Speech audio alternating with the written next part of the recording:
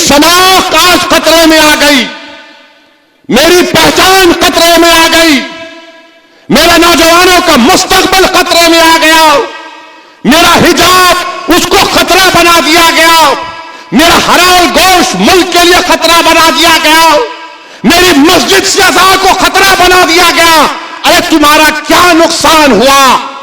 मगर अल्हम्दुलिल्लाह हम ठहरे हुए हैं, एक शीशा पिला हुई दीवार की तरह ठहरे हुए हैं, इन सबको देख रहे हैं, इन सबको देख रहे हैं। और हमारी जबान से क्या निकलता? हस्बुनल्लाह व निअमल वकील, हस्बुनल्लाह व निअमल वकील, हस्बुनल्लाह व निअमल वकील। मेरे अजीज दोस्तों और बुजुर्गों, अभी इम्तियाज जलील साहब ने यह बात कही है कि 2024 में नरेंद्र मोदी को दोबारा वजीर आजम प्रधानमंत्री बनने से रोकना है। हम भी यही चाहते हैं, हम भी यही चाहते हैं कि इंशाअल्लाह नरेंद्र मोदी तीसरी मर्तबा देश के प्रधानमंत्री ना बने। कोई बिहार पटना में मीटिंग हुई, लोगों को बिठाया गया, बातचीत हुई। मैं इम्तियाज जलील साहब की बात से मुत्तफिक हूं, मगर ये लोग जो सिर्फ अपने आप को बड़ा समझते हैं और इनको बड़ी गलत फहमी है कि वही हरा सकते नरेंद्र मोदी को। मेरे प्यारे, याद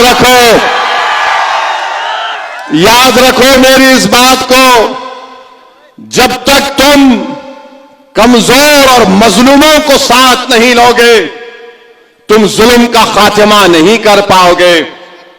ताकतवर लोग बैठकर एक ताकतवर को हराएंगे तो फिर कोई मजा नहीं है। अरे तुमको उसको साथ लेना पड़ेगा जिसके बेटे को मार मार कर उसका वीडियो बनाकर उसका कत्ल कर दिया गया।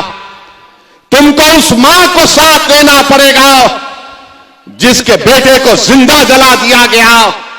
तुमको उस परिवार को साथ लेना पड़ेगा जिसका बेटा, जिसका भाई 4-4 साल से जेल में सड़ रहा है।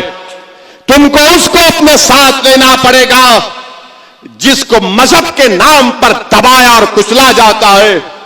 अरे ताकतवर लोग बैठकर कुछ भी कर ले, जब तक तुम मजलूम को साथ नहीं लोगे, जिसका पेट खाली है, जिसके सर पर निशानात हैं जालिम के जुल्म के, जिसकी कहानियां हैं जुल्म की उनके घरों में, अगर तुम उनको साथ नहीं लोगे तो सिर्फ तुम्हारी बात रह जाएगी, अल्फाज खाली रहेंगे।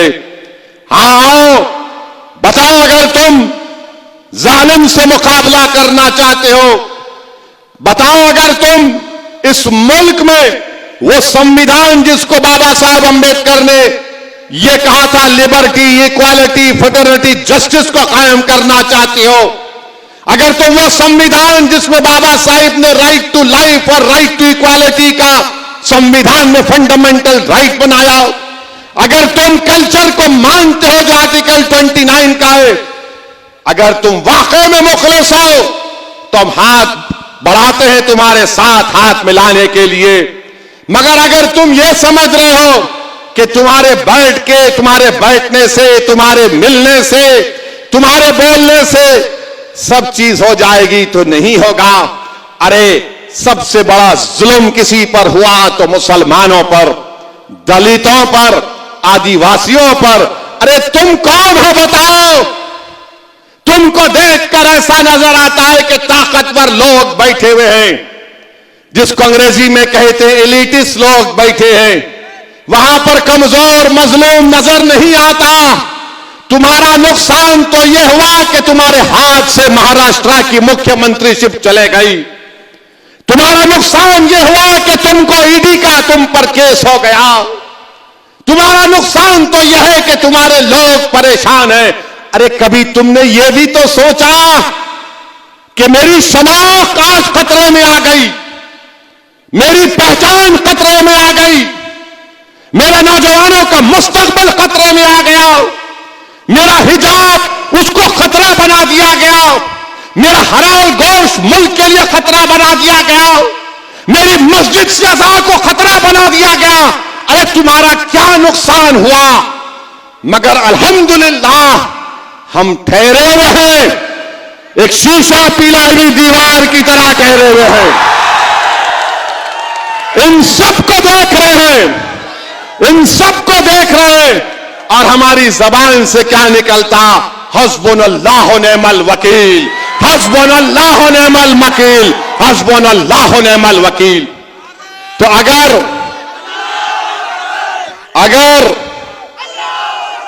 ये आपकी सोच होगी तो बराबर हम तैयार हैं, मगर अगर आप ये समझेंगे कि 16 चौधरियां बैठकर एक बड़े चौधरी से मुकाबला करेंगे तो नहीं होगा।